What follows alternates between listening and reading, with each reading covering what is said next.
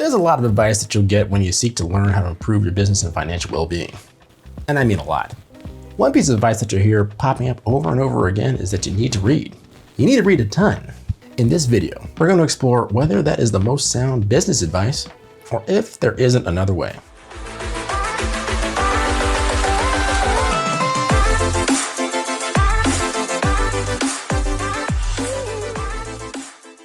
What's up, you guys? You're watching BTP Fusion. I'm your host, Derek West. On BTP Fusion, we love to talk about the synergy between business, technology, and personal finance. If that sort of thing is up your alley, be sure to like and subscribe and click that notification bell so YouTube lets you know when we drop more great content. On to the meat of the topic, shall we? Of the advice you get on how to improve your financial lot in life, one of the more common nuggets is to read and to read a lot. A lot of people will tell you that you need to read 4 to 5 books a month at least, or at the minimum, at least 1 book a week on average, if you ever hope to become financially successful. Me personally, I'm a big fan of reading. Reading can open up a whole new world to you, as anyone familiar with reading Rainbow can attest. The more you read, as a matter of fact, the more likely you are to run across the ideas and techniques that'll catapult you into the stratosphere when it comes to business and financial health. But hold on 1 second, buckaroo. Is it just that simple? Unfortunately, the answer is no. Now here's 5 reasons why. What are you reading?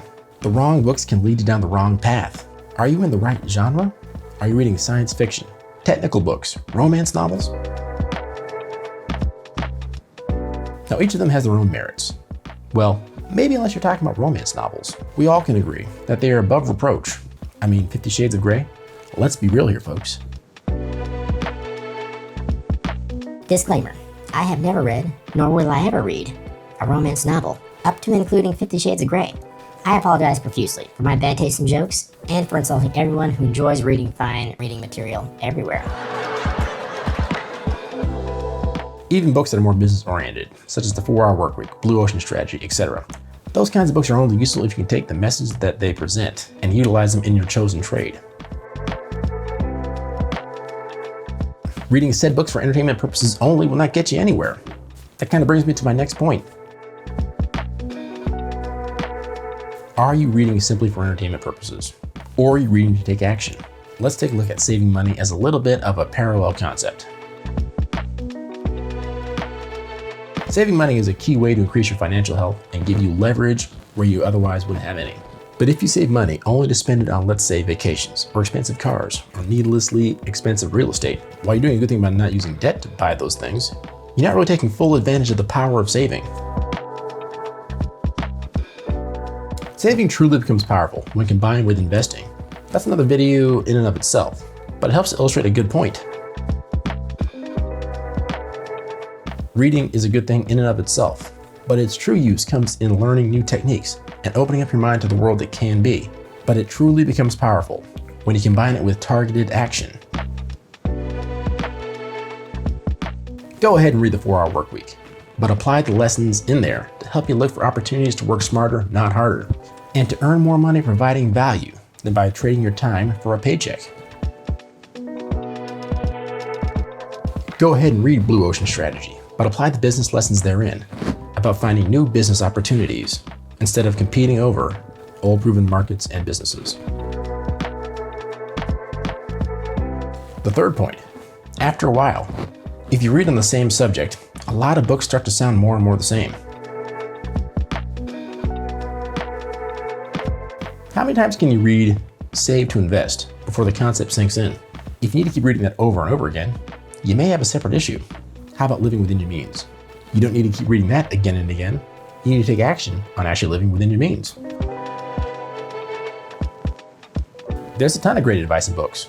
The trap is that instead of implementing that advice, you end up wondering how to implement that advice that you just read, which just leads you to other books to try and learn the secret of how to execute. This leads you to more books because maybe you don't fully understand all the techniques of how to really do it. And keep reading and reading, all on the same subject, with a slightly different perspective. But the reality is, you just have to get off your rear end and actually do it. Let's go over a quick example. Now, I myself had a particular problem with reading about investing advice. I had always been fascinated by the subject, even when I was a little kid. I read up as much as I could and try to understand what I could when I could. That being said, there was always an excuse to try and learn more. And learning more meant learning different techniques or different investment vehicles.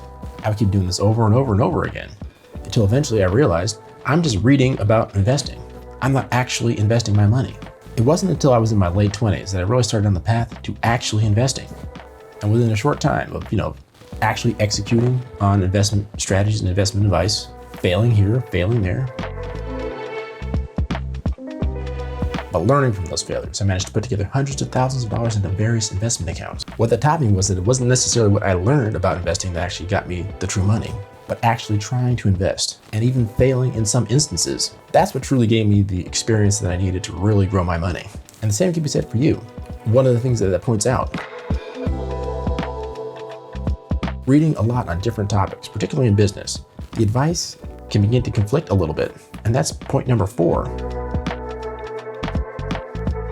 Think about it. How many times have you heard the debate about credit cards are good for you or credit cards are bad for you? There are tons of people, opinions, blogs, etc., with opinions on both sides of that argument.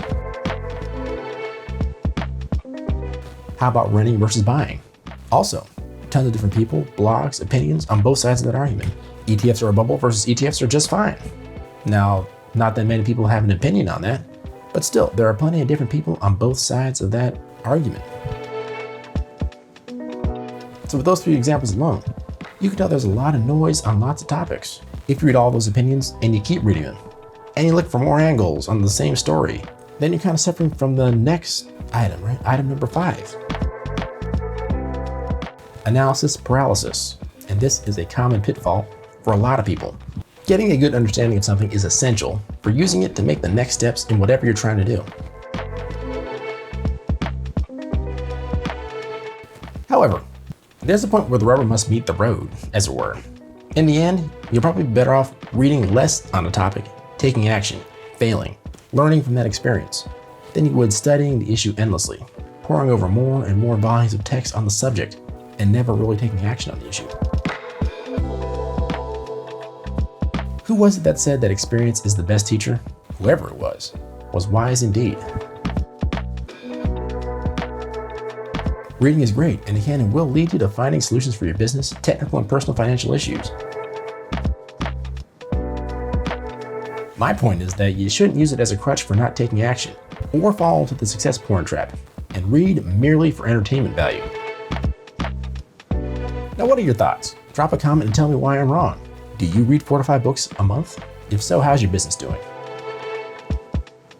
Join the conversation, and let us know in the comments down below. And don't forget to like and subscribe.